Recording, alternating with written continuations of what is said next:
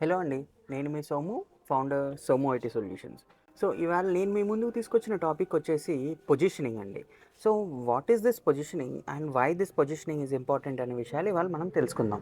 So, positioning అనేది చాలా సింపుల్‌గా చెప్పాలి అంటే, మన బ్రాండ్ ఆర్ మన సర్వీస్‌ని ఎందుకు చూస్ చేసుకోవాలి అనే విషయాన్ని మనం కస్టమర్ మైండ్‌లో ఎంత స్ట్రాంగ్‌గా ప్రొజెక్ట్ చేస్తామో, ఆ ప్రొజెక్ట్ చేసే ప్రొసీజర్‌నే మనం పొజిషనింగ్ అంటామండి.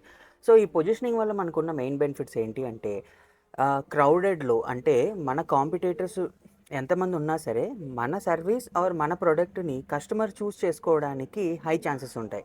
అలాగే మన ప్రొడక్ట్ ఆర్ మన సర్వీస్‌కి ఆర్ మన బిజినెస్‌కి కస్టమర్స్‌కి మన బిజినెస్ మీద ట్రస్ట్ పెరుగుతుంది.